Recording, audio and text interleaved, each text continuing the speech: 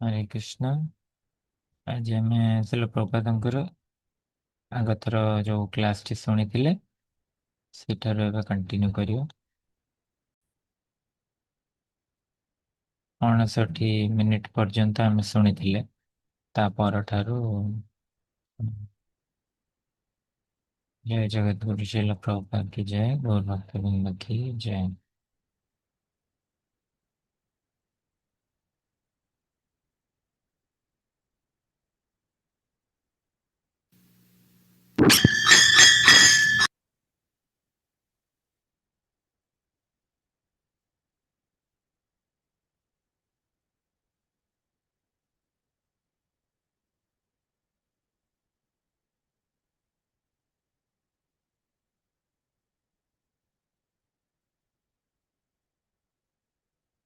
Spiritual platform, as Lord Krishna prescribes here, the yogastha kudu karmani, be situated in yoga and act in your daily duties.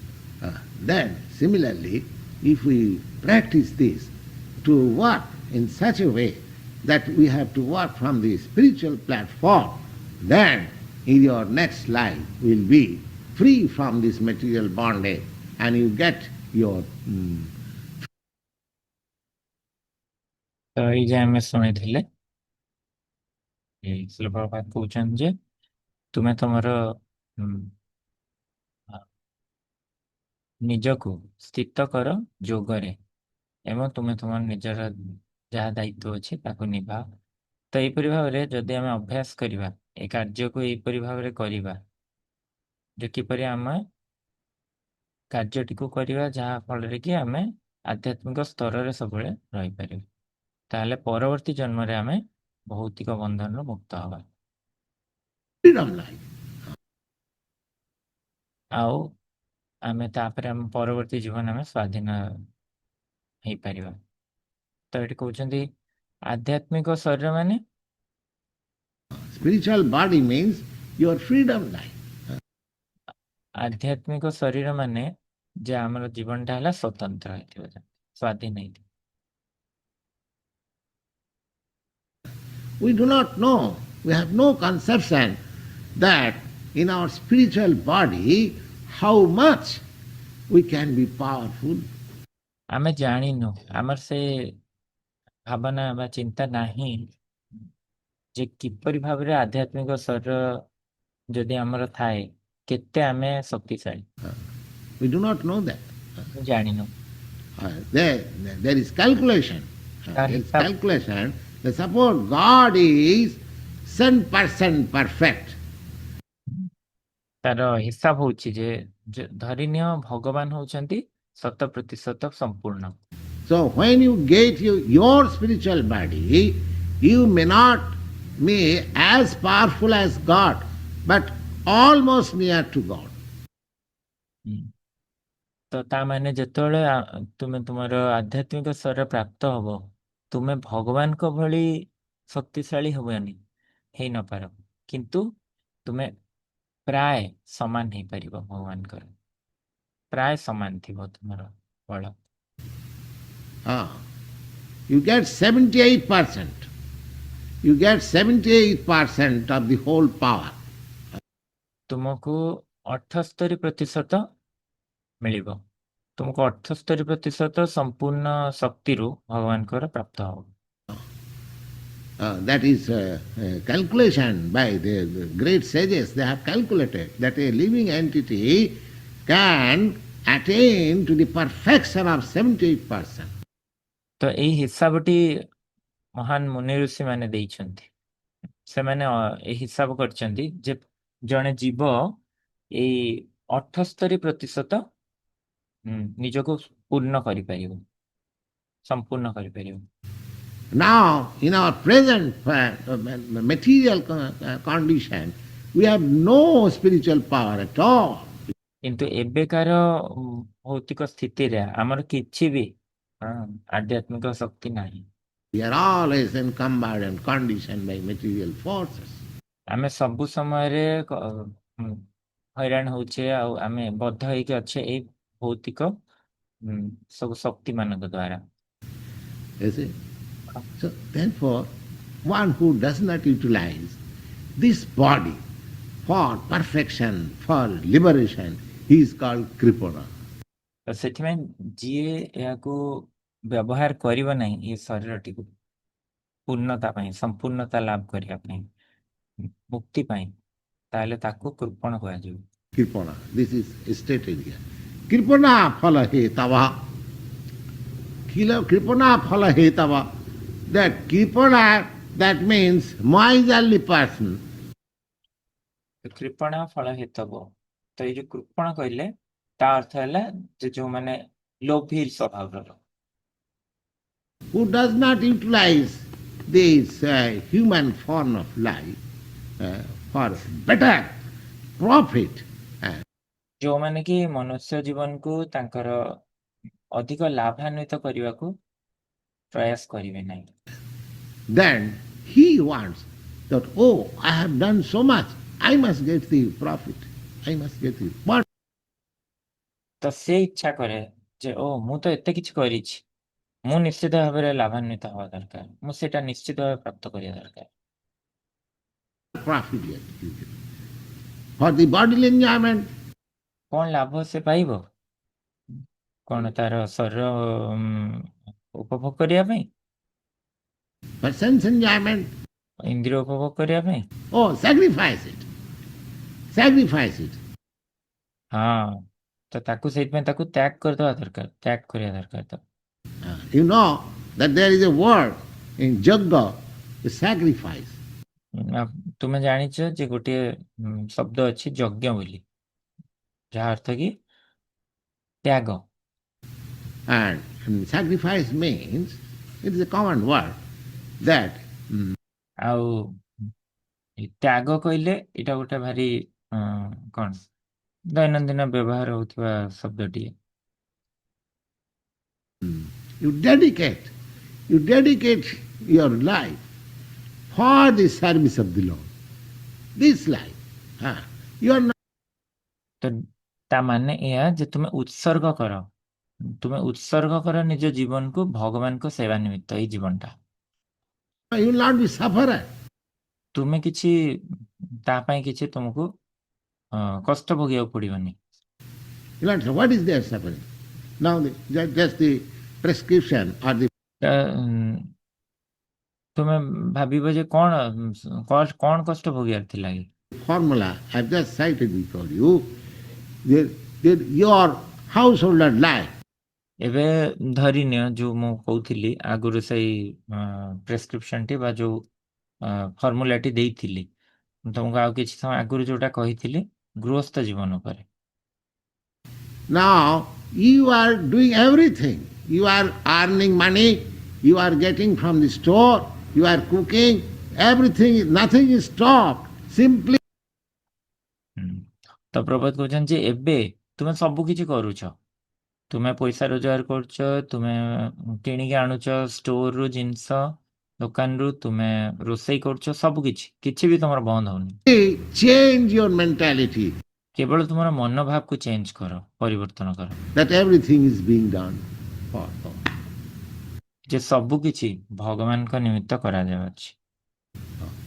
It is not at all difficult. ଏହା ବିଲକୁଲ ବି କଷ୍ଟସାଧ୍ୟ ନୁହଁ। Simply we have to adopt it. କେବଳ ମାତ୍ର ଆମକୁ ଏହାକୁ ଆପଣେଇବାକୁ ପଡିବ। We have to adopt it. ଆପଣେଇବାକୁ ପଡିବ। So kripana phala hetava. Now if you think that, oh, why I am earning for my palatable dishes. କିନ୍ତୁ ଯଦି ଆମେ ଭାବିବା ଓ କାହିଁକି ମୁଁ ତ ରୋଜଗାର କରୁଛି ମୋର ସ୍ୱାଦିଷ୍ଟ ବ୍ୟଞ୍ଜନ ପାଇଁ, Why shall I offer it to God? ମୁଁ କାହିଁ ଏହାକୁ ଭଗବାନଙ୍କୁ ଅର୍ପଣ କରିବି? This is there are so many encumbrances. ତ ଏଇଗୁଡ଼ିକ ଏଇ ସବୁ ଗୁଡ଼ିକ ବହୁତ ଗୁଡ଼ିଏ ଅଛି। ମୁଁ କହିବାକୁ ଚାହୁଁଛି ଏଇଗୁଡ଼ିକ ହେଲା ସବୁ ଆମର ବାଧା। I am not going to do. Then you become kripana, miser. ତ ମୁଁ ସେଥିପାଇଁ ଭୋଗ ଲଗେଇବିନି, ମୁଁ ଭଗବାନଙ୍କୁ ଅର୍ପଣ କରିବିନି, ତା ମାନେ ମୁଁ କୃପଣ ହେଇଗଲି। But if you be a Brahman means udara, liberated, liberal, not liberated, liberal. तो ब्राह्मण कहले उदार, उदार को बुझुछि, लिबरल बा उदार। The opposite word of Kripana is liberal. विपरीत शब्द कृपण रहला उदार। I offer this body for the service of the Supreme. I तो मु अर्पण करछि ए शरीरटी को भगवान को सेवा निमित्त। become so liberal. तो मु एते उदार हे जाइछि Not for my sense enjoyment. जे मोर इंद्रिय तृप्ति ପାଇଁ ନୁହଁ। The one who engages this body for sense enjoyment, ଯିଏ ବି ଏ ଶରୀରକୁ ବ୍ୟବହାର କରିବ ଇନ୍ଦ୍ରିୟ ତୃପ୍ତି ପାଇଁ, he is called Kripana, miser. ସେ ତାକୁ ଆମେ କୃପଣ ବା ମାଇଜର ବୋଲି କହୁ। And one who engages this body for the service of the Supreme Lord, ଆଉ ଯିଏ ତା ଶରୀରକୁ ବ୍ୟବହାର କରିବ ଭଗବାନଙ୍କ ସେବା ନିମିତ୍ତ, he is called Brahmana. ତାକୁ ବ୍ରାହ୍ମଣ କହୁ। So, Lord says that you don't be Kripana, you don't be miser. ତ ସେଥିପାଇଁ ଭଗବାନ କହୁଛନ୍ତି ଯେ ତୁମେ କୃପଣ ହୁଅ ନାହିଁ, ଲୋଭୀ ହୁଅ ନାହିଁ। Miser want.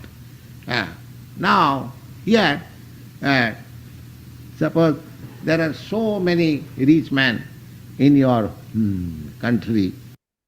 ତ ଧରିନିଅ ବହୁତ ଗୁଡିଏ ଧନୀ ଲୋକ ଅଛନ୍ତି ତୁମ ଦେଶରେ,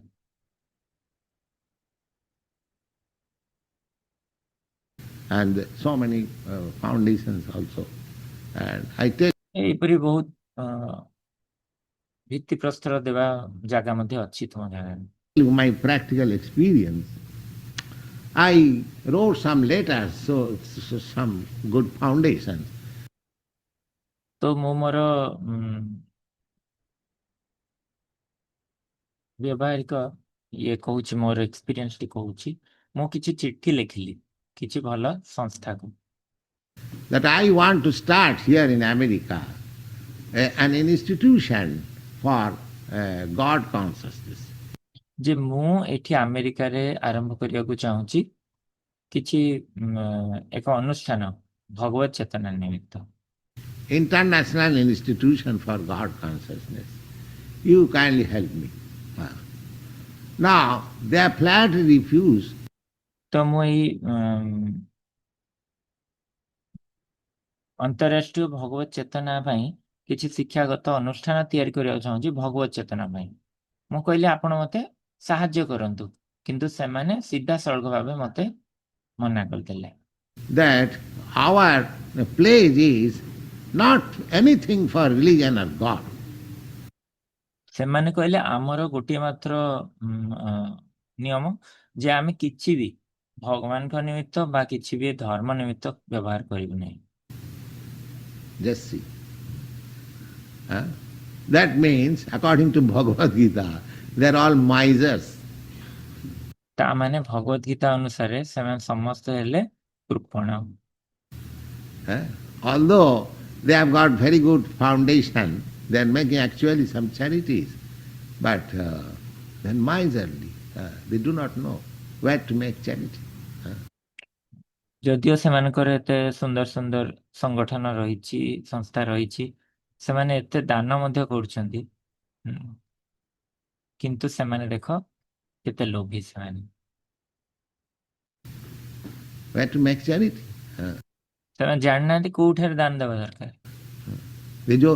The karmajo, it will be clearly stated by Lord in later chapters. ତ କର୍ମଯୋଗ ବିଷୟରେ ପରେ ପରବର୍ତ୍ତୀ ଅଧ୍ୟାୟରେ ଭଗବାନ ଉଲ୍ଲେଖ କରିବେ। Jat karosi, jat juhosi, jadasnasi, dadasi jat, kurus satat madarpanam.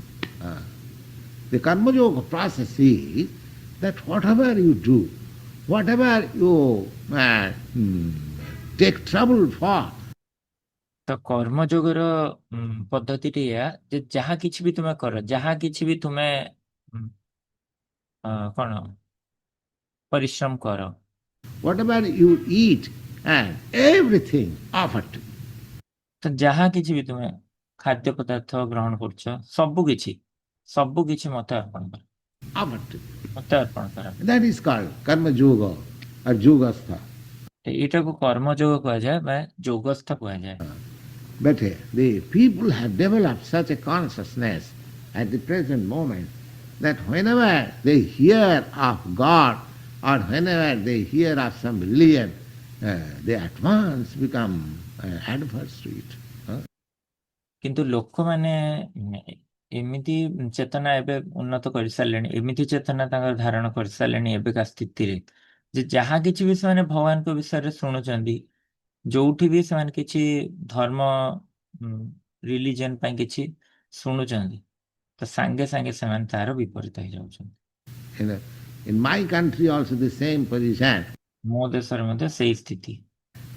Now this book, my Srimad Bhagavatam, it is recognized by the government. ତ ଏବେ ମୋର ଏଇ ପୁସ୍ତକଟି, ମୋ ଶ୍ରୀମଦ୍ ଭାଗବତମ୍, ଏଇଟା ଗଭର୍ଣମେଣ୍ଟ ଦ୍ୱାରା କଣ ପ୍ରମାଣିତ। The Ministry of Central Government, they have recognized this book and they are purchasing 100 copies of each part. ତ ମାନେ ରାଷ୍ଟ୍ରୀୟ ସ୍ତରରେ ଗଭର୍ଣମେଣ୍ଟ ମିନିଷ୍ଟ୍ରି ଏଇ ବହିଟିକୁ ସେମାନେ ଇଏ କରିଛନ୍ତି, ପ୍ରମାଣିତ କରିଛନ୍ତି ଏବଂ ସେମାନେ ମଧ୍ୟ କିଣିଛନ୍ତି ଶହ ଶହ ପ୍ରତ୍ୟେକ ବହିର। They recognize. But when I told that for this publication of the whole thing, I require $500,000. ତ ସେମାନେ ଏଇପରି ଭାବରେ ଚିହ୍ନିଛନ୍ତି ଏଇ ଜିନିଷଟିକୁ। କିନ୍ତୁ ଯେତେବେଳେ ମୁଁ ତାଙ୍କୁ କହିଲି ଯେ ଏଇ ପୁସ୍ତକଟିକୁ ଛପେଇବା ପାଇଁ, ଏ ସବୁ କିଛି ଛପେଇବା ନିମିତ୍ତ ମୋର $5,00,000 ଆବଶ୍ୟକ ରହିଛି। Government can take up this work. ତ ମୁଁ କହିଲି ଯେ ଏହା ଗଭର୍ଣମେଣ୍ଟ ଏଇ କାର୍ଯ୍ୟଟିକୁ ନେଇପାରେ। No, our government is secular.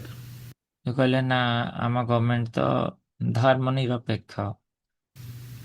Secular. So I could not get any help from my government. You see. And here also. ତ ସେହିପରି ଭାବରେ ମୁଁ କୌଣସି ସାହାଯ୍ୟ ପ୍ରାପ୍ତ ହେଇପାରିଲି ନାହିଁ ମୋର ଗଭର୍ଣମେଣ୍ଟ ଠାରୁ। ଦେଖ, ଆଉ ଏଇଠାରେ ମଧ୍ୟ I approached some foundation that here's my program that I want to start one institution for God consciousness. ତ ମୁଁ କିଛି ସଂସ୍ଥା ଗୁଡ଼ିକୁ ପାଖକୁ ଗଲି, ମୁଁ କହିଲି ଯେ ଏହା ହେଉଛି ମୋର ଏଇପରି ପ୍ରୋଗ୍ରାମ ରହିଛି, ଆଉ ମୁଁ କିଛି ଆରମ୍ଭ କରିବାକୁ ଚାହୁଁଛି ଗୋଟେ ସଂସ୍ଥା ଭଗବତ ଚେତନା ନିମିତ୍ତ। Please, the institution will be established in your country. ତ ସେଇ ସଂଗଠନଟି ତିଆରି ହବ ଆପଣଙ୍କ ଦେଶରେ ହିଁ। Your people will be benefited. I don't take any money. ତ ଆପଣଙ୍କ ଲୋକ ହିଁ ଏଥିରେ ଲାଭାନ୍ୱିତ ହେବେ, ମୁଁ ତ କିଛି ତାର ପଇସା ନଉନି। I don't make any profit. I want to simply give my service, and I've got the letter of the Rockefeller Foundation. ତ ମୁଁ ତ କିଛି ଲାଭ ନଉନି, ମୁଁ ତ କେବଳ ମାତ୍ର ମୋର ସେବା କରୁଛି। ମୋର ତ ଏଇ ଚିଠିଟି ମଧ୍ୟ ଅଛି ଯୋଉଟା ରକଫେଲର ସଂସ୍ଥା ଦେଇଛନ୍ତି। ସେମାନେ ସିଧାସଳଖ ଭାବେ ମନା କରିଦେଲେ, ନା, we are not going to contribute anything for religious purpose or ଯେ ଆମେ କିଛି ବି ଦବାକୁ ଚାହୁଁନୁ କିଛି ରିଲିଜିୟସ୍ ପର୍ପସ୍ ପାଇଁ, କିଛି ବି ଧର୍ମ ବା ଈଶ୍ୱର ନାଁରେ ଆମେ କିଛି ବି ଦବାକୁ ଚାହୁଁନୁ ଭଗବତ ଚେତନା ପାଇଁ। for God consciousness. It is not possible.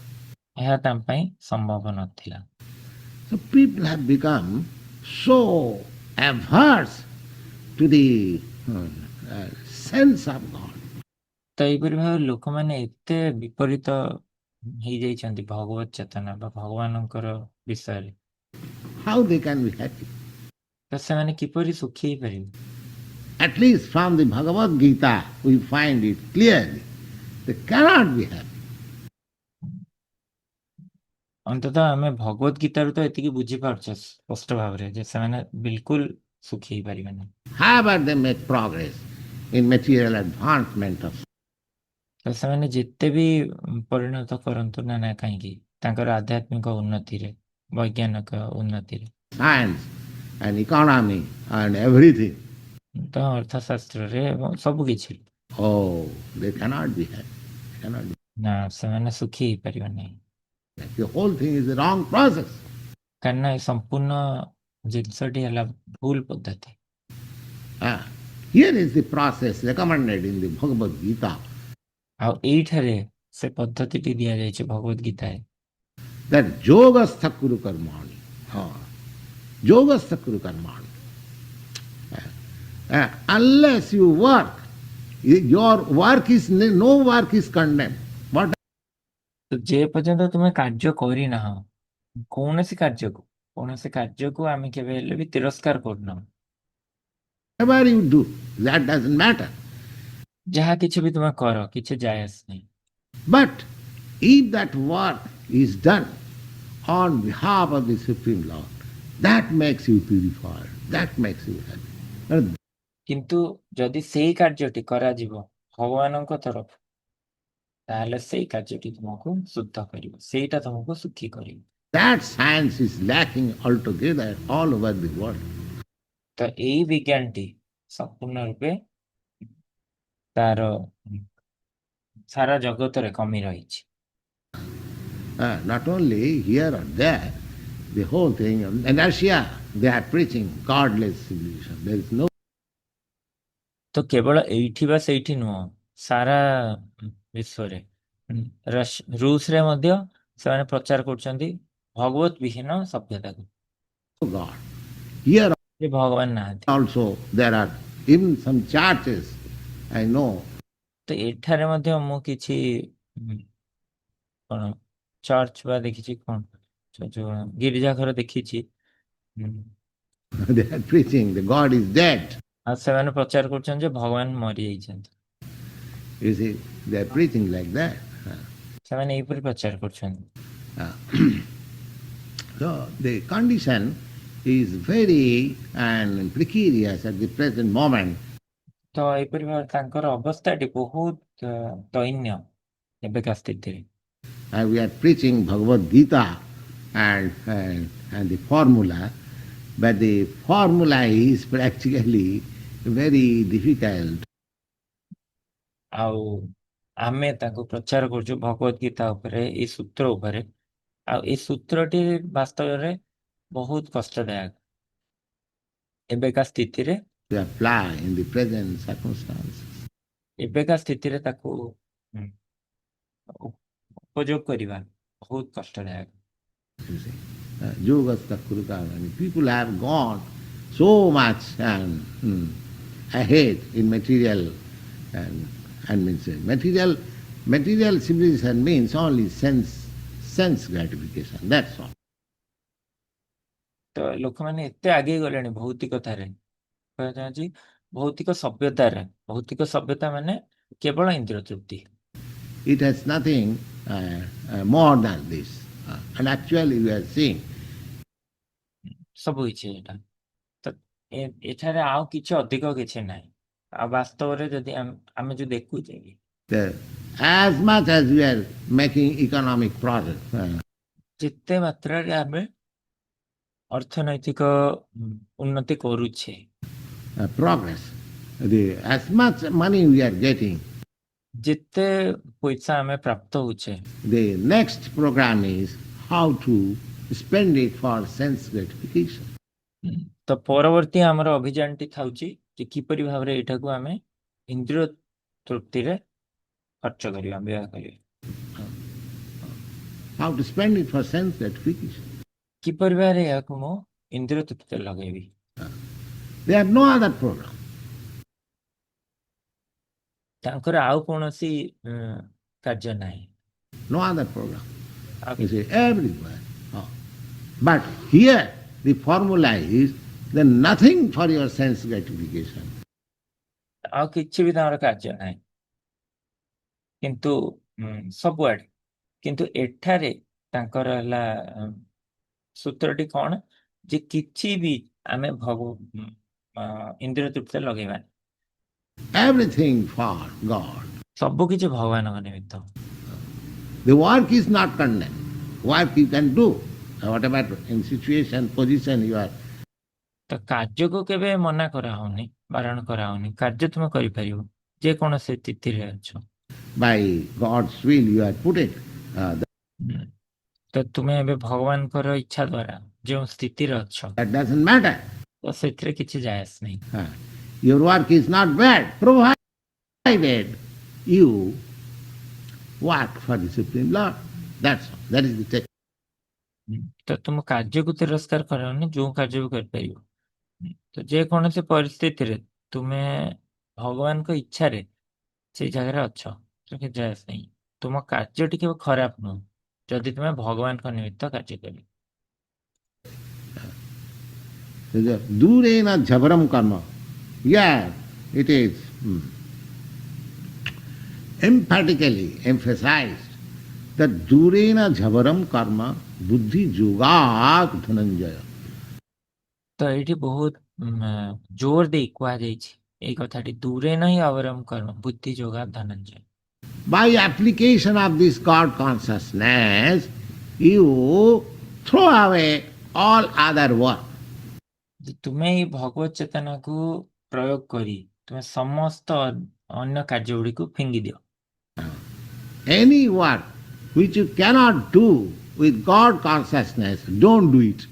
ଯେକୌଣସି କାର୍ଯ୍ୟଟି ତୁମେ ଭଗବତ ଚେତନାରେ ନ କରିପାରିବ ତାହା କର ନାହିଁ। Now here is the injunction of Bhagavad Gita. Say, anything which you cannot do with God consciousness, stop doing. ତ ଏଇ କଥାଟି ହିଁ ଏଇଠି ଭଗବତ ଗୀତାରେ କୁହାଯାଇଛି ଯେ ଯେକୌଣସି କାର୍ଯ୍ୟ ତୁମେ କରିପାରିବ ନାହିଁ ଭଗବତ ଚେତନା ସହିତ, ବନ୍ଦ କରିଦିଅ ତାହା କରିବା। But the whole world is engaged doing things in which there is no God consciousness. କିନ୍ତୁ ସାରା ଜଗତ ଆଜି ଏଇଭଳି କାର୍ଯ୍ୟରେ ଲିପ୍ତ ଅଛି ଯାହାକି କିଛି ଭଗବତ ଚେତନା ନାହିଁ ସେଥିରେ। There is no God consciousness. But here it is enjoined. That buddhau saranam mannicha kripana phalahitava. କିନ୍ତୁ ଏଠାରେ ସେଇ ଜିନିଷଟି କୁହାଯାଇଛି, ବୁଦ୍ଧୌ ଶରଣମନ୍ନିଚ୍ଛ କୃପଣା ଫଳହେତଃ।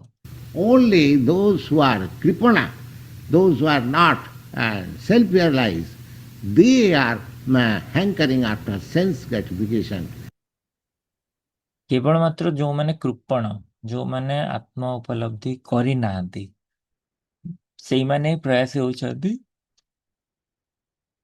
ଇନ୍ଦ୍ରିୟ ଉପଭୋଗ ପାଇଁ। They want to enjoy the fruits of their labor, but you don't be. Arjuna, ତ ସେମାନେ ଚାହୁଁଛନ୍ତି ତାଙ୍କର କାର୍ଯ୍ୟର ଫଳକୁ ଉପଭୋଗ କରିବା ପାଇଁ, କିନ୍ତୁ ତୁମେ ତାହା କର ନାହିଁ ଅର୍ଜୁନ। you don't be.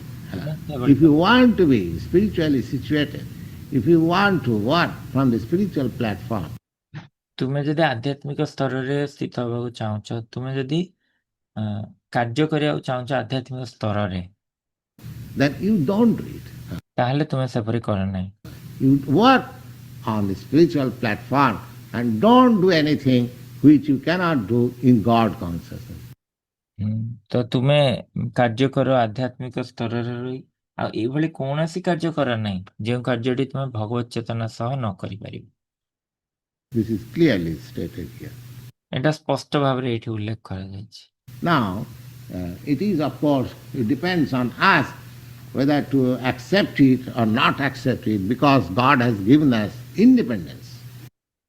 ତ ନିଶ୍ଚିତ ଭାବରେ ଏବେ ଏହା ଆମ ଉପରେ ହିଁ ନିର୍ଭର କରୁଛି ଯେ ଆମକୁ ଏହା ଗ୍ରହଣ କରିବାର ଅଛି କି ଗ୍ରହଣ କରିବାର ନାହିଁ, କାରଣ ଭଗବାନ ଆମକୁ ସ୍ୱାଧୀନତା ଦେଇଛନ୍ତି।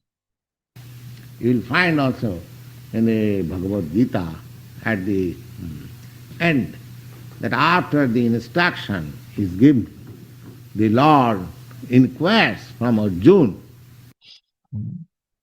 ତ ଆମେ ଏହା ମଧ୍ୟ ପ୍ରାପ୍ତ ହେବା ଭଗବତ ଗୀତାରେ ଶେଷ ଆଡୁ ଯେ ଏଇ ସମସ୍ତ ଉପଦେଶ ଦିଆଯିବା ପରେ ଭଗବାନ ପଚାରୁଛନ୍ତି ଅର୍ଜୁନଙ୍କୁ That I have given you all instruction necessary. ଯେ ମୁଁ ତୁମକୁ ସମସ୍ତ ଜରୁରୀ ଉପଦେଶ ଗୁଡ଼ିକ ଦେଇସାରିଛି, Now, whatever you like, you do. ତ ଏବେ ତୁମର ଯାହା ଇଚ୍ଛା ସେୟା କର। So this is the position. ତ ଏଇଭଳି ପରିସ୍ଥିତି। The Lord never interferes with the little independence that has been offered to us. ତ ଭଗବାନ କେବେ ବି ହସ୍ତକ୍ଷେପ କରନ୍ତି ନାହିଁ ଯୋଉ ଅଣୁ ସ୍ୱାଧୀନତା ଆମକୁ ଅର୍ପଣ କରୁଛନ୍ତି। We have got little independence because we are part and parcel of the Supreme Lord. ତ ଆମର ଏଇ ଅଣୁ ସ୍ୱାଧୀନତା ରହିଛି କାରଣ ଆମେ ଭଗବାନଙ୍କର ଅଂଶବିଶେଷ ଅଟୁ। So under certain percentage, we have got independence, not full independence. ତ କିଛି ମାତ୍ରାରେ ଆମର ଏଇ ସ୍ୱାଧୀନତା ରହିଛି, ସମ୍ପୂର୍ଣ୍ଣ ସ୍ୱାଧୀନତା ନାହିଁ, But under certain percentage, we have got independence. କିନ୍ତୁ କିଛି ପ୍ରତିଶତ ଆମର ସ୍ୱାଧୀନତା ରହିଛି। And that independence we can use properly or misuse it also. When ଆଉ ଆମେ ଏଇ ସ୍ୱାଧୀନତାଟି ଆମେ ଠିକ ଭାବରେ ବ୍ୟବହାର କରିପାରିବା, ଭୁଲ ବ୍ୟବହାର ମଧ୍ୟ। we misuse, then we become kripana, the miser. And when ଆମେ ଯଦି ତାକୁ ଭୁଲ ଭାବରେ ବ୍ୟବହାର କରିବା ତାହେଲେ ଆମେ କୃପଣ ହେଇଯିବୁ। we use it properly, then we become brahmana. ଆଉ ଯଦି ଆମେ ୟାକୁ ଠିକ ଭାବେ ବ୍ୟବହାର କରିବା ଆମେ ବ୍ରାହ୍ମଣ ହେଇଯିବା। Durena javaram karma buddhi yoga dhananjaya buddhau saranam annicha saranam annicha kripana phalata. Buddhi, by intelligence you take shelter of the Supreme Lord. ତ ବୁଦ୍ଧି ଦ୍ୱାରା ତୁମେ ଭଗବାନଙ୍କର ଆଶ୍ରୟ ନିଅ। Don't be miser and be hankering after the result of your work. କୃପଣ ହୁଅ ନାହିଁ ଆଉ ତୁମେ ପ୍ରୟାସ କର ନାହିଁ କିପରି ଭାବରେ ତୁମେ କିଛି ଫଳ ପ୍ରାପ୍ତ ହବ ତୁମ କାର୍ଯ୍ୟ ପାଇଁ, And enjoy for yourself. ଆଉ ସେ ଫଳ ଦ୍ୱାରା ତୁମେ ନିଜେ ଉପଭୋଗ କରିବ କେବଳ। Oh, sacrifice. Sacrifice means you sacrifice your energy. ତ ତ୍ୟାଗ କର କହିଲେ ତ୍ୟାଗ କର ତୁମେ ତୁମ ବଳକୁ। God is not hankering after your money or whatever you have got. ତ ଭଗବାନ କିଛି ଇଚ୍ଛା କରୁନାହାନ୍ତି ଆମର ପଇସା ପ୍ରାପ୍ତ ହବା ପାଇଁ କି ଯାହା କିଛି ଆମର ଅଛି। He is full in himself. ସେ ତ ନିଜେ ସ୍ୱୟଂ ସମ୍ପନ୍ନ, He is full in himself. He doesn't require. ସେ ନିଜେ ସମ୍ପୂର୍ଣ୍ଣ, ତାଙ୍କର କିଛି ଦରକାର ନାହିଁ। Now, in India there is a system of worshipping the Ganges water. ଯେପରି ଭାରତରେ ପଦ୍ଧତି ରହିଛି କିପରି ଭାବରେ ଗଙ୍ଗା ଜଳକୁ ପୂଜା କରାଯାଏ। Ganges water. Ganga. Ganges water, there are 5 sacred rivers which the Hindus they worship. ତ ଏଇଭଳି 5ଟି ପବିତ୍ର ନଦୀ ଅଛି ଯେଉଁଟାକୁ ସେମାନେ ପୂଜା କରନ୍ତି ହିନ୍ଦୁମାନେ। They are Ganga, Jamuna, Kaveri, Godavari, Narmada. ତ ଏଗୁଡିକ ହଉଛି Ganga, Yamuna, Kaveri, Godavari, Narmada. Just like you have got your Hudson River here, similarly there are many rivers, and one of them, these 5 rivers. ତ ଏହିପରି ଭାବରେ ଯେମିତି ତୁମର ହଡସନ ନଦୀ ଅଛି, ତ ସେଇପରି ଭାବରେ ଅନେକ ନଦୀ ଅଛି, ଆଉ ତାଙ୍କ ଭିତରୁ କିଛି ଏଇ 5ଟି ନଦୀ ହେଲା They are accepted as the sacred river, and ଏଗୁଡ଼ିକୁ ପବିତ୍ର ନଦୀ ବୋଲି ଗ୍ରହଣ କରାଯାଇଛି। people take their bath and offer their respect. Now, what is the process of respect? ଆଉ ଲୋକମାନେ ସେଇଠାରେ ସ୍ନାନ କରିଥାନ୍ତି ଆଉ ଅର୍ପଣ କରିଥାନ୍ତି। ସେମାନେ କଣ ନା ଅର୍ପଣ ମାନେ ସେମାନେ ତାଙ୍କୁ ସମ୍ମାନ ଦେଇଥାନ୍ତି। ତ କଣ ଏଇ ସମ୍ମାନ ଦେବାର ପ୍ରୋସେସଟି ବା ପଦ୍ଧତିଟି? The process of respect is just like worshipping the Ganges water. ତ ପଦ୍ଧତିଟି ସମ୍ମାନ ଦେବାର ଏଇଆ, ଭଗବାନ ଯେମିତି ଗଙ୍ଗାଙ୍କୁ ଆମେ ପୂଜା କରୁଛେ, ଗଙ୍ଗା ଜଳକୁ। Now, after taking your bath, you stand on the water and take little water from. ଯେ ତୁମେ ତମର ସ୍ନାନ ସମ୍ପନ୍ନ କରିବା ପରେ ତୁମେ ଜଳରେ ଠିଆ ହୁଅ ଏବଂ କିଛି ଜଳ ତୁମ ନଦୀରୁ ଧାରଣ କର ଏହିପରି ଭାବରେ ଆଞ୍ଜୁଳିରେ। The river, just like this. The river is flowing, you take little water like this. and chant your mantra and offer it. ଏପରି ନଦୀଟି ଏଠି ପ୍ରବାହିତ ହଉଛି, ତୁମେ ଅଳ୍ପ ଜଳ ନିଅ ଏପରି ଭାବରେ, ତମ ମନ୍ତ୍ର ଜପ କର ଆଉ ଏଭଳି ହବ।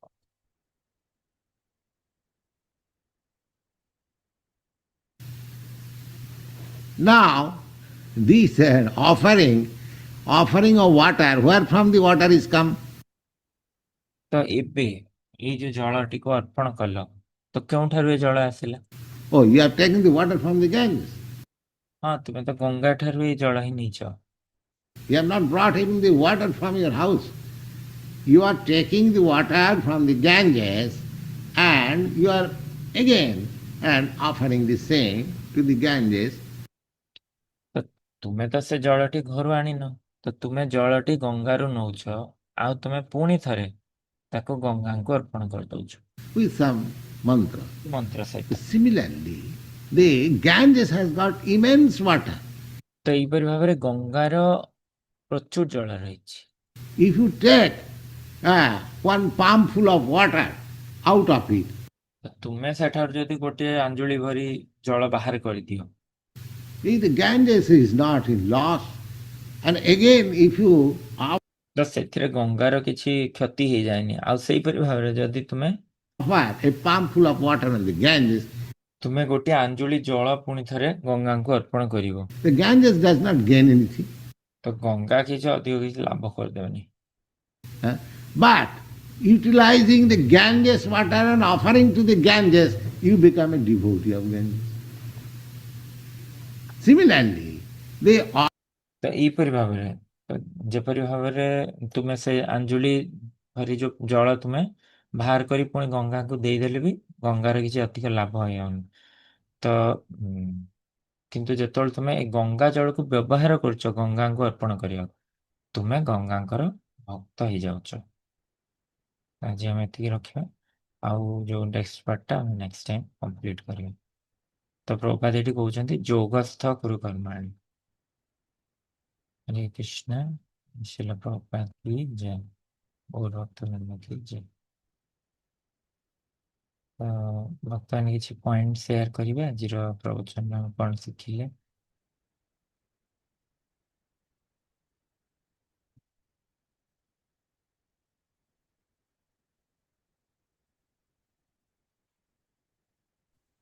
हरे कृष्ण प्रभु सादर प्रणाम।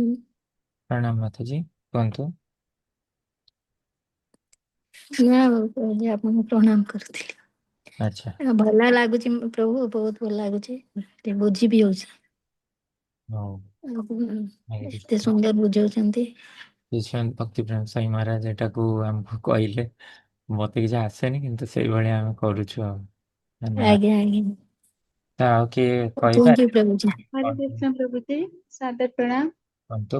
ହଁ हरे कृष्ण प्रभु जी। ହଁ ଆକ୍ଚୁଆଲି ଆଜିର ପ୍ରଭୁପାଦଙ୍କର ଏ ଯୋଉ ବାଣୀଟା ଥିଲା, ଏଟା ସିଏ ଟୋଟାଲି ଯୋଗସ୍ଥ କୁରୁ କର୍ମାଣୀ ଉପରେ ହିଁ ଏଟା ଥିଲା। ଆଉ ସେଟା ତ ଗତ କ୍ଲାସରେ ମଧ୍ୟ ସେଇ ବିଷୟରେ ବର୍ଣ୍ଣନା କରିଥିଲା। ତାପରେ ଆଜି ସିଏ ମାନେ କହିଲେ ଯେ ମିନିଂ ଅଫ ମାନେ କୃପଣ କିଏ ଆଉ ବ୍ରାହ୍ମଣ କିଏ। ହୁଁ କୃପଣର ମିନିଂ ଟା ସେ ଏନାଲାଇଜ କରିଲେ ଯେ କେମିତି ନା ଯୋଉମାନେ କି ନିଜର ଏଇ ବଡିଟାକୁ ବଡିର ମାନେ ଏନଗେଜମେଣ୍ଟ କରନ୍ତି ସେଲ୍ଫ ଏନଜୟମେଣ୍ଟ ପାଇଁ, ସେତେବେଳେ ସେ କୃପଣ ହେଇଯାଆନ୍ତି। ହୁଁ କିନ୍ତୁ ତାର ଯେମିତିକି କୃପଣର ଅପୋଜିଟ ହଉଛନ୍ତି ଉଦାର। ତ ସେମିତିଆ ଯେତେବେଳେ ଜଣଙ୍କର ତାର ବଡିଟାର ସିଏ ମାନେ ଫୁଲ ୟୁଟିଲାଇଜ କରେ ଭଗବାନଙ୍କର ସେବା ପାଇଁ, ସେତେବେଳେ ସିଏ ବ୍ରାହ୍ମଣ ହେଇଯାଏ। ତ ସେଇଟା କହିଥିଲେ। ତାପରେ ସିଏ ପୁଣି ଏଇ ଯୋଉ ଆମର କୃଷ୍ଣ କନସିୟସନେସ ଟାକୁ ମାନେ କେମିତି ଆସେ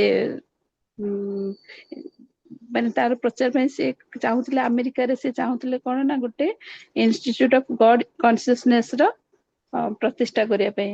କିନ୍ତୁ ସେମାନେ ବହୁତ କଷ୍ଟରେ ସେମାନେ ରାଜି ହେଇନଥିଲେ, କାହିଁକି ନା ସେମାନେ ଯେହେତୁ ସେମାନେ ସେକୁଲାର କଣ୍ଟ୍ରି, ସେମାନେ କେବେ ବି ଇଚ୍ଛା କରିବେନି କୌଣସି ଧର୍ମ ବିଷୟରେ କିମ୍ବା ତାର ଇଏ କରିବା ପାଇଁ। ସେଟା ସେମାନେ କେବେ ବି ଇଚ୍ଛା କରିବେନି, ତେଣୁ ସେମାନେ ଚାହୁଁନଥିଲେ। ତ ଏଠି ବି ନୁହଁ, ସେତେବେଳେ ଭାରତରେ ବି ଭାରତରେ ବି ଭାରତରେ ମଧ୍ୟ ଅସମ୍ଭବ ହେଇଯାଉଛି ଯେ କୌଣସି ଧର୍ମର ସମ୍ବନ୍ଧରେ କୌଣସି ଅନୁଷ୍ଠାନ ଶିକ୍ଷାନୁଷ୍ଠାନରେ ପ୍ରଚାର ମାନେ ବ୍ୟବସ୍ଥା କୌଣସି ସ୍ପେଶାଲ ଇନଷ୍ଟିଚ୍ୟୁଟ କରିବା ପାଇଁ ବ୍ୟବସ୍ଥା ବର୍ତ୍ତମାନ ଭାରତରେ ମଧ୍ୟ ହେଇପାରୁନାହିଁ। ତ ହୁଁ ସେଇଟା କଥା କହିଥିଲେ। ତାପରେ ଆଉ ଗୋଟେ କହିଲେ କଣ ନା ଯେହେତୁ ସେମାନେ କୃପଣ ମାଇଜର ପଡି ଆଉ ସେମାନେ କେବେ ବି ଏଇ ସବୁ ଜିନିଷଟାକୁ ଆକ୍ସେପ୍ଟ କରିପାରୁନଥିଲେ ସହଜରେ। ସେଇଥିପାଇଁ ତ ସିଏ ମାନେ ପୁଣି ଆଉଥରେ ପ୍ରପାତ କହୁଥିଲେ ନା କଣ ନା ଯତ୍ କରୁସି ଯୁଜତି ଯତ୍ ଅଂଶାସି ଯଦାତି ଯତ୍ ପୁରୁଷ ତତ୍ ମତ୍ ଅର୍ପଣମ୍। ଯାହାବି ତମେ କରୁଛ, ଯାହାବି ମାନେ ଅଂଶ ଯାହା କିଛି ଅଛି, ତମେ ସେ ସବୁକୁ ଯଦି ମତେ ସମର୍ପଣ କର। ପ୍ରପାତ ମାନେ ଗୁରୁ ଆମର ଭଗବାନ ଭାଗବତ ଗୀତାରେ ଏଇ କଥାଟା ହିଁ କହୁଛନ୍ତି। ସେଇଟା ଯେତେବେଳେ ମତେ ଅର୍ପଣ କରିଦଉଛ ସେଇଟା ହିଁ ହେଇଯାଉଛି କର୍ମ ଯୋଗ। କାରଣ କର୍ମ ଭଗବାନ ସବୁବେଳେ ଚାହୁଁଛନ୍ତି କଣ ନା ଆମେ ଆମର କର୍ମ ଦ୍ଵାରା ହିଁ ଆମକୁ ଶୁଦ୍ଧ କରିପାରିବା। ଏଇ ଜ୍ଞାନଟାକୁ ହିଁ ଜାଣିବା ହଉଛି ଆମର କୃଷ୍ଣ ଚେତନା ଅଟେ। ତ ସେଇଥିପାଇଁ ନିଜକୁ ବାବା, ମାନେ କଣ କହିଲେ ଯେ ଗୃହସ୍ଥ କିପରି ଅର୍ପଣ କରିବେ, ଗୃହସ୍ଥ କିପରି ଯୋଗସ୍ଥ କରିପାରିବେ, କିଏ କହିବେ ଏଇଟା? ଆଉ କିଏ କୁହନ୍ତୁ।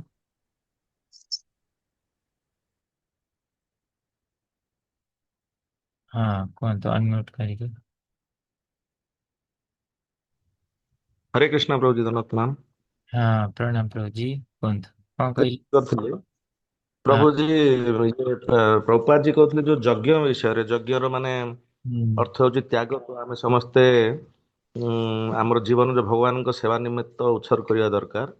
ହୁଁ ଆଉ ତା ସହିତ କିଏ କର୍ମଯୋଗ ନେଇକି ଯାହା ଯୋଗସ୍ଥ କରୁ କର୍ମାଣ୍ଡରେ କହିଲେ ଯେ ଆମେ ଯାହା ବି ଯେକୌଣସି କାର୍ଯ୍ୟ ଯଦି ଆମେ ମାନେ କରୁଛୁ ସେଟା ଗଡ କନସିୟସ୍ ହେଇ କରିବା ଦରକାର। ଯେମିତି ଆମେ ରୋଜଗାର କରୁଛୁ, ଆମେ ପରିଶ୍ରମ କରୁଛେ, ଖାଉଛେ, ସବୁ ଭଗବାନଙ୍କୁ ଅର୍ପଣ କରିକି କରିବା ଦରକାର, ଯୋଉଟା କର୍ମଯୋଗ କୁହାଯାଏ। ବାକି ସେ ଗୋଟେ ଏକ୍ଜାମ୍ପଲ ଯେ ଆଜିକାଲି ଲୋକମାନେ ଧର୍ମ ବିଷୟରେ ଯାହା ବି ଶୁଣନ୍ତି ତାର ବିପରୀତ ହେଇକି କାମ କରନ୍ତି। ହୁଁ ଆଉ ଆମ ଭାରତରେ ବି ସେଇ ଅବସ୍ଥା। ଭଗବତ ଚେତନାରେ ଯଦି ସେମାନେ ଯଦି ଜଡିତ ରହିବେ ନାହିଁ ତାହେଲେ ସେମାନେ କିପରି ସୁଖୀ ହେବେ। ଆଉ ଏଇଟା ଭଗବତ ଗୀତାରେ ମାନେ କ୍ଲିୟରଲି ମେନସନ କରାଯାଇଛି ଯେ ମ୍ୟାଟେରିଆଲ ୱାର୍ଲଡରେ କିଏ ବି କେତେ ଡେଭଲପମେଣ୍ଟ କଲେ ବି କେବେ ବି ସୁଖୀ ହେଇପାରିବନି। ହୁଁ। ହରେ କୃଷ୍ଣ। ଏଇଟା ଗୋଟେ କହିଲେ, ତାପରେ ଆଉ କହୁଥିଲେ ଯେ ତୁମେ ଯେମିତି କହିଲେ ଯୋଉ ସବୁ କିଛି ତୁମେ ମତେ ଅର୍ପଣ କର, ଆଉ ସବୁ ତ କାର୍ଯ୍ୟ କରୁଛ, କିଛି ବି କାର୍ଯ୍ୟ ବନ୍ଦ କର ନାହିଁ, କେବଳ ମନୋବୃତ୍ତି ଟା ପରିବର୍ତ୍ତନ କର, ଆଉ ସବୁ କିଛି ମତେ ମୋ ପାଇଁ କରୁଛ ବୋଲି ଗ୍ରହଣ କର। ତ ଆଜ୍ଞା ପ୍ରଭାତ ହରେ। କହିଲେ ଯୋଉ ସିମ୍ପଲ ଫର୍ମୁଲା, ଯେ କୌଣସି କାର୍ଯ୍ୟ କଲେ ଭଗବତ ଚେତନା ରହିବ ନାହିଁ ସେ କାର୍ଯ୍ୟଟି କର ନାହିଁ, ନାଇଁ କି? ହଁ ହଁ ଠିକ। ସେଇ କାର୍ଯ୍ୟଟି ତ୍ୟାଗ କର, ପ୍ରଭାତ ସେଇଟା କହିଲେ। ତାପରେ ପ୍ରଭୁପାଦ ଯୋଉ କହିଲେ ଆମେରିକାରେ ମୁଁ ମନା କରିଦେଲେ ମତେ, ସେମାନେ ମାନେ ଦାନ ଦଉଛନ୍ତି କିନ୍ତୁ ଏଇଥିପାଇଁ ଦାନ ଦେବେନି, ତ କେତେ ଅଜ୍ଞାନୀ ମାନେ, ସେଟା କହିଲେ ପ୍ରଭୁପାଦ।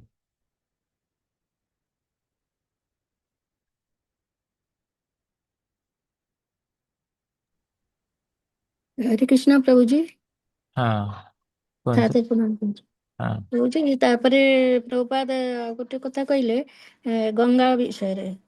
ହୁଁ ଯେମିତି ଗଙ୍ଗା ଜଳ କେତେ ପବିତ୍ର ସେ ବିଷୟରେ ବୁଝେଇଲେ ଯେ ଆମେ ଯଦି ଗଙ୍ଗା ଜଳ ଯଦି ଗୋଟେ ଅଞ୍ଜୁଳା ଆଣୁଛୁ ଆଉ ତାଙ୍କୁ ହିଁ ଅର୍ପଣ କରୁଛୁ, ହୁଁ ତାହେଲେ ସେଟା ଆମର ଭକ୍ତି ଭାବରେ ପରିଣତ ହବ। ତ ସେଇଟା ମାନେ ନଦୀ ତ ବହୁତ ଗୁଡେ ନଦୀ ଅଛି। ସେଇଥିରେ ଆମର ଯୋଉ 5ଟି ନଦୀ ଅଛି ଯୋଉଟା କି ଭାରତ ବର୍ଷରେ ସେ 5ଟି ନଦୀ ବହୁତ ପବିତ୍ର ବୋଲି ସେ ମାନେ ଆମେରିକାକୁ ବୁଝଉଛନ୍ତି। ଏମିତି ତ ବହୁତ ଗୁଡେ ନଦୀ ଅଛି କିନ୍ତୁ 5ଟି ନଦୀ ବହୁତ ଗୁଡେ ମାନେ ସବୁ ନଦୀରୁ ପବିତ୍ର ନଦୀ ଅଟନ୍ତି। ମୋ ଯେମିତି ପାଇଁ କି ଗଙ୍ଗା ଯମୁନା କାବେରୀ ଆଉ କଣ ନା କହୁଛି ନର୍ମଦା। ନର୍ମଦା ଆଉ ଗୋଦାବରୀ। ଗୋଦାବରୀ। ଏ 5ଟି ନଦୀ ବହୁତ ଗୁଡେ ବହୁତ ମାନେ ପବିତ୍ର ଅଟେ। ଆଉ ସେଥିର ମଧ୍ୟରେ ଗଙ୍ଗା ନଦୀ ହଉଛି ଯେ ସବୁଠୁ ବଡ ନଦୀ। ସେ ବିଷୟରେ ବି ପ୍ରଭୁପାଦ କହିଛନ୍ତି। ହୁଁ। ତ କଣ କହିଲେ ପ୍ରଭୁପାଦ, କେମିତି ଗଙ୍ଗାଙ୍କୁ ଅର୍ପଣ କରାଯାଏ? ମାନେ କହିଲେ ଯେ ଯଦି ଆମେ ସ୍ନାନ କରିକିରି ସ୍ୱଚ୍ଛ ହେଇକରି ଆଉ ଅଞ୍ଜୁଳେ ପାଣି ଆଣିକି ଗଙ୍ଗା ନଦୀରୁ ତାଙ୍କୁ ହିଁ ଆମେ ମନ୍ତ୍ର ପଢ଼ିକି ଅର୍ପଣ ଯଦି କରୁଛୁ ତାହେଲେ ସେଟା ମାନେ ଭକ୍ତି ମାର୍ଗରେ ଯିବ। କିନ୍ତୁ ଆମେ ନିଜ ପାଇଁ ମାନେ ୟୁଜ୍ କଲେ ସେଟା ମାନେ ଅପରାଧ। ଏବେ ଏଇଠି ଏଇ ଅନ୍ୟ କଥାଟା କହୁଥିଲେ, ଏଇଠି କହୁଥିଲେ ଯେ ଗଙ୍ଗାରୁ ଯେମିତି ଆମେ ଅର୍ପଣ କରୁ ସେଇ ଗଙ୍ଗାରୁ ଟିକେ ଜଳ ନେଇକି ଗଙ୍ଗାଙ୍କୁ ଅର୍ପଣ କରୁ। ଆଉ ପ୍ରଭୁପାଦ କହୁଥିଲେ ଆଜ୍ଞା ଗଙ୍ଗାରୁ ଟିକେ ଜଳ ନେଲେ ଗଙ୍ଗାର କିଛି କମିଯିବନି ଜଳ। ଆଜ୍ଞା ଆଜ୍ଞା ହଁ ଆଉ ଯଦି ଏତିକି ଦେଇଦବ ହୁଁ, ବି କିଛି ବହୁତ ତାଙ୍କର ଜଳ ବଢିଯିବନି। ଆଜ୍ଞା ତ ସେଇଟା କହୁଥିଲେ ପ୍ରଭୁପାଦ, ନାଇଁ କି? ଆଜ୍ଞା ହଁ ତାଙ୍କଠୁ ମାନେ ଆମେ ଯଦି ଅଞ୍ଜୁଳେ କାଢି ଦଉଛୁ ପାଣି ତାହେଲେ ତାଙ୍କର ଗଙ୍ଗାର କିଛି କମିବନି। ଆଉ ଯଦି ଆମେ ଅଞ୍ଜୁଳେ ପାଣି ତାଙ୍କୁ ସମର୍ପଣ କରୁଛୁ ତାହେଲେ ବି ତାଙ୍କର କିଛି ବଢିବନି। ତ ହଁ ଏଇଟା ମାନେ ଆମର ଲାଇଫରେ ବି ଏଇଟା ଆମେ ଇଏ ହେବା କଥା ଯେ ଆମେ ଯଦି ଭକ୍ତି କରୁଛୁ କିମ୍ବା କିଛି ସେବା କରୁଛୁ ତାହେଲେ ଆମର କିଛି କମି ହେବନି। ତ ଯାହା କିଛି କରିବା କୃଷ୍ଣଙ୍କ ପାଇଁ କରିବା ଉଚିତ। ଉଦାହରଣ ସ୍ୱରୂପ ଏମିତି ବୁଝଉଛନ୍ତି ପ୍ରଭୁ। ଯେ ହଁ ଆମ ଲାଇଫଟା ଆମେ ସବୁବେଳେ ଯୋଉ ମେଟେରିଆଲ୍ସ ଏଇଟା ବି କହିଲେ ନା ମେଟେରିଆଲ୍ସ ୱାର୍ଲଡରେ ବେଶୀ କରି ରହୁଛନ୍ତି ଆଉ ଭକ୍ତି ଲାଇନରେ ଆସୁନାହାନ୍ତି କି କୃଷ୍ଣ କନସିୟସନେସରେ ବି ଆସୁନାହାନ୍ତି କି କୃଷ୍ଣଙ୍କ ସେବା ପାଇଁ ବି ଚିନ୍ତନ କରୁନାହାନ୍ତି। ତ କୃଷ୍ଣଙ୍କ ଚିନ୍ତନ ଯଦି ଆମେ କରୁଛୁ ତାଙ୍କୁ ସେବା କରୁଛୁ ତାହେଲେ ଆମର ସଂସାର କି ଫ୍ୟାମିଲିରେ କିଛି କମି ହେବନି। ଆଉ ଆମେ ସେମିତି ଭାବିକି ଭକ୍ତି କରିବା ଉଚିତ। ଏଇ ଭାବରେ ବି ଏଠି ପ୍ରଭୁପାଦ ବୁଝେଇଛନ୍ତି। ସେ କହୁଥିଲେ ସବୁ ଯେମିତି ଏବେ ଗଙ୍ଗା ଜଳ ପୁଣି ଦେଇଦେଲା ପରେ ବି ଯେମିତି ତମେ ଅର୍ପଣ କଲ ନେଲ ପୁଣି ଅର୍ପଣ କଲ, ତ ସେଇପରି ଭାବରେ ଗଙ୍ଗା ଜଳକୁ ବ୍ୟବହାର କରିବା ଆଉ ପୁଣି ଗଙ୍ଗାଙ୍କୁ ଅର୍ପଣ କରିବା ଦ୍ୱାରା ତୁମେ ବାସ୍ତବରେ ଗଙ୍ଗାଙ୍କ ଭକ୍ତ ହେଇଗଲ। ତ ଭଗବାନଙ୍କଠୁ ଆଜ୍ଞା ଆମେ କିଛି ନଉଛେ ପୁଣି ତାଙ୍କୁ ଅର୍ପଣ କରିଦବା, ତାହେଲେ ତାଙ୍କ ଭକ୍ତ ହେଇଯିବା। ସେଇଟା ଆମ ପାଖରେ ଗୋଟେ ସୁଯୋଗ, ନାଇଁ କି? ଆଉ ଆଜ୍ଞା ଗୋଟେ କଥା ପ୍ରଭୁଜୀ ସେ ପ୍ରଭୁପାଦ କହିଥିଲେ ନା ଆମେ ଯେମିତି ଅର୍ପଣ କରିଦବା ଠିକ ଅଛି କିନ୍ତୁ ଆଧ୍ୟାତ୍ମିକ ସ୍ତରରେ ଆମେ ଯଦି ସ୍ଥିତ ରହିବା ସେଥିପାଇଁ ଆମେ ଏମିତି କିଛି କୌଣସି କାର୍ଯ୍ୟ କରିବା ନାହିଁ ଯୋଉଟା କି ଭଗବତ ଚେତନା ସହିତ ଜଡିତ ନଥିବ। ଏଇ ହଁ କଥାଟା ମଧ୍ୟ ପ୍ରଭୁପାଦ କହିଲେ ହୁଁ କହିଲେ ସେ ଆଉ କହିଲେ ଭଗବାନ ବି କେବେ ହସ୍ତକ୍ଷେପ କରନ୍ତି ନାହିଁ ଆମର ଅଣୁସ୍ୱାଧୀନତା ପାଇଁ ଉପରେ, ନାଇଁ କି? ଆଉ ଆଜ୍ଞା ପ୍ରଭୁଜୀ। ଆରମ୍ଭରୁ କଣ କହିଲେ, ଜଣେ ସମ୍ପୂର୍ଣ୍ଣ ଯିଏ ସବୁ ଗୁଣ ଗୁଡିକ ଧାରଣ କରିବ ଯଦି ଗୋଟେ ଜୀବ, ତାହେଲେ ସେ ଭଗବାନଙ୍କର କେତେ ପ୍ରତିଶତ ଗୁଣ ଧାରଣ କରିପାରିବ? କେତେ ପ୍ରତିଶତ ସେ ଭଗବାନଙ୍କ ପରି ସମ୍ପୂର୍ଣ୍ଣ ହେଇପାରିବ? ମ୍ୟାକ୍ସିମମ୍ କେତେ ହେଇପାରିବ? ପ୍ରଭୁଜୀ ଆଉ ଥରେ କ୍ୱେଶ୍ଚନ ଟା ବୁଝି ହେଲାନି। କେତେ ପ୍ରତିଶତ ସେ ଭଗବାନଙ୍କ ପରି ଜଣେ ଜୀବ ହେଇପାରିବ? ଏବେ ତ ଆମେ ବଦ୍ଧ ଅବସ୍ଥାରେ ଅଛେ, କିନ୍ତୁ ପ୍ରଥମେ ଯୋଉଟା ଅପୂର୍ଣ୍ଣ 50 ବୋଧେ ଏକ୍ଜାକ୍ଟଲି ନଟ୍ ସିଓର। 78 ମ୍ୟାକ୍ସିମମ୍ 78, କିନ୍ତୁ ଏବେ ଆମେ ନାହୁଁ ସେଇ ଷ୍ଟେଟରେ। ସମ୍ପୂର୍ଣ୍ଣ ଶକ୍ତି ଯେତେବେଳେ ଜଣେ ପ୍ରାପ୍ତ ହେଇପାରିବ ତାପରେ ସେ 78 କୁ ଯିବ, ପ୍ରଭାତ କହିଲେ। ଆମ ପାଇଁ ନାହୁଁ ଆମେ ସେ ସ୍ତରରେ। ଠିକ ଅଛି, ଠିକ ଅଛି, ତାହେଲେ ଆଜି ଏଇଠି ରଖିବା। କୁଇଜ ନାହିଁ ଆର କ୍ଲାସର। ହଉ, ହରେ କୃଷ୍ଣ, ଜୟ ଜଗତଗୁରୁ ଶିଲ ପ୍ରଭୁପାଦ की जय, गौर भक्तवृंद की जय। हरे कृष्ण। ରହୁଛି ମାତାଜୀ ତମ ପ୍ରଣାମ। ହରେ କୃଷ୍ଣ। हरे कृष्णा प्रभुजी, सादर प्रणाम। प्रणाम। प्रणाम। श्रील प्रभुपाद की जय।